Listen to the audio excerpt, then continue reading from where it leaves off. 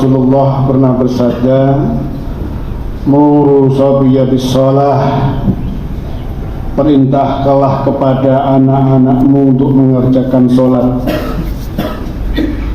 Idza balagha sab'a sinin, bila usianya sudah mencapai 7 tahun.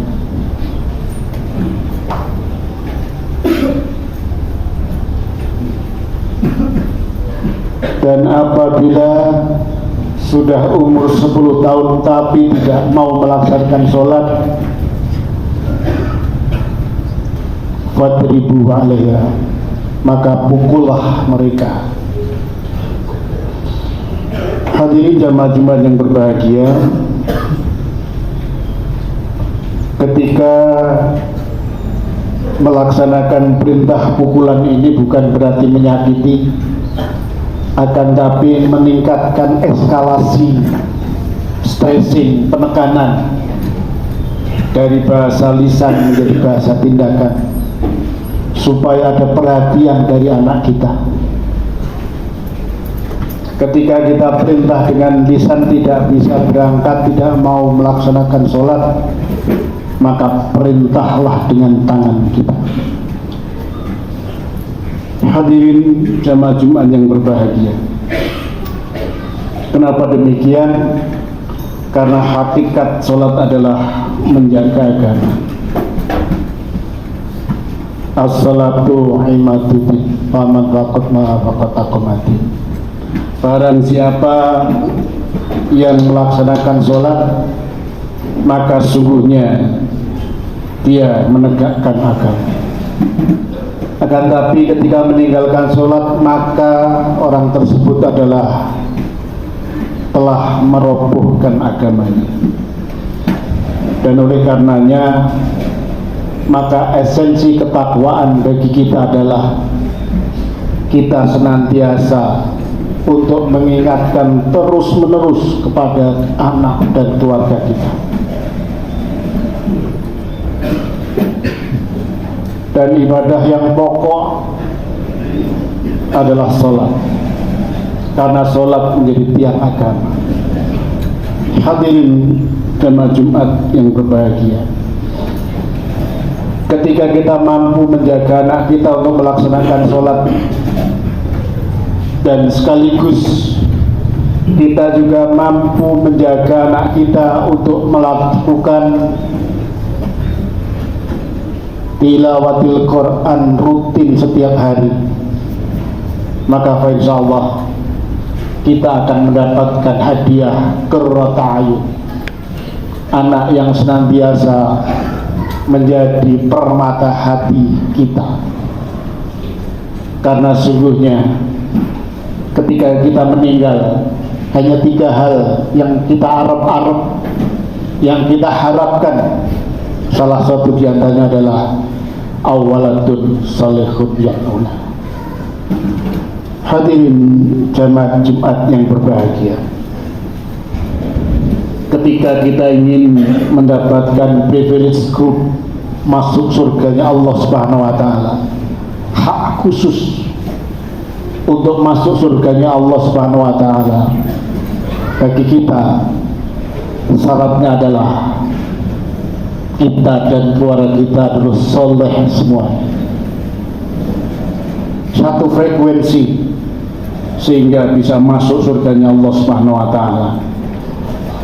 Sebagaimana Allah berfirman, a'udzubillahi minasyaitonir rajim, jannatu 'adnin yadkhulunaha wa man salaha. Surga Adn itu adalah surga yang akan dimasuki bersama-sama oleh siapa? Oleh orang-orang soleh di antara kita. Siapa orang soleh itu? Yang pertama adalah min abaihim, yaitu bapak-bapak kita, nenek moyang kita.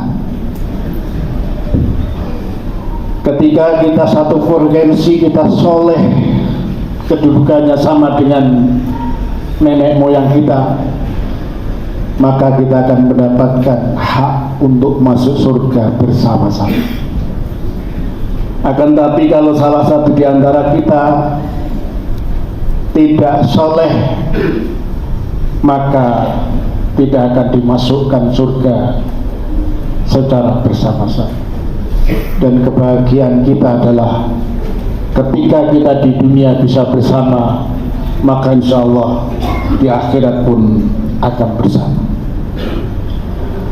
Lalu yang kedua, siapa yang bisa masuk surga bersama kita?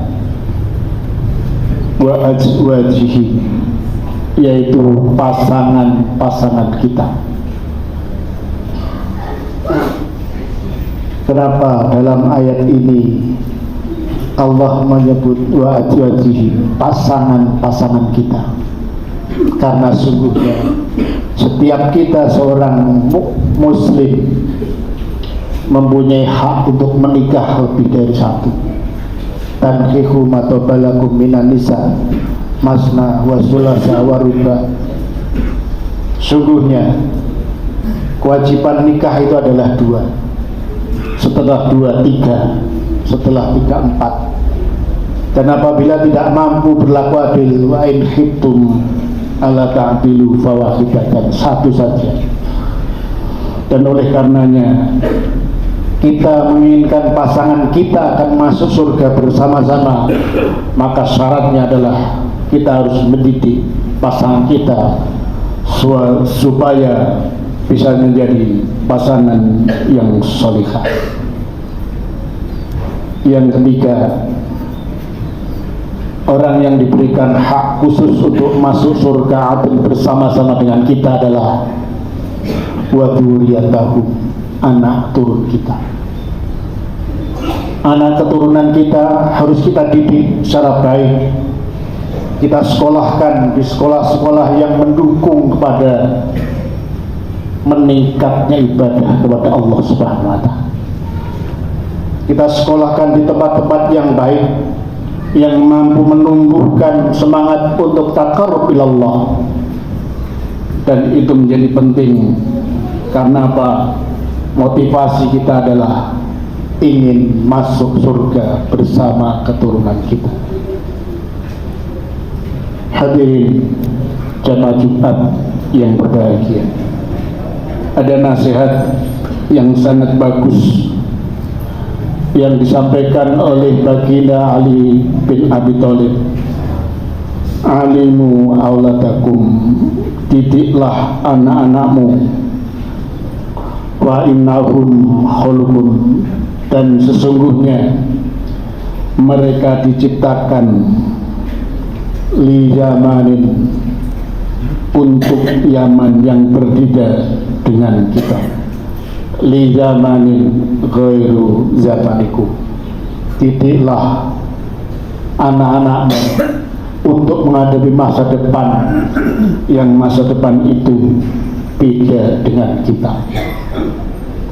Sungguh Islam sempurna ketika mempersiapkan generasi yang baik, maka salah satu di antaranya adalah dengan cara menempatkan atau mendapatkan pendidikan yang baik. Hadirin jamaah Jumat yang berbahagia, masih kita ingat seorang sosok yang namanya Raini. Beliau adalah anaknya tukang becak.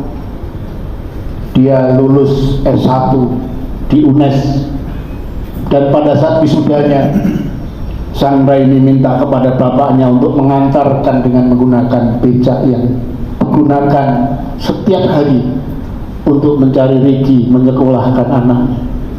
Dan alhamdulillah sang Raini hari ini sudah menjadi doktor dari perguruan yang sangat bagus, menjadi cita-citanya untuk menjadi ahli di bidang pendidikan, dan itu adalah berkat doa kita.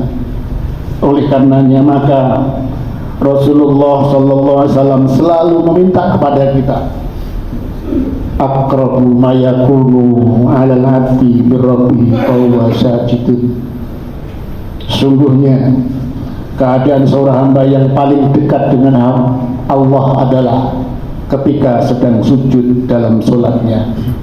Maka perintahnya adalah fa'akhirud doa, perbanyaklah doa ketika sujud itu. Barakallahu li wa lakum.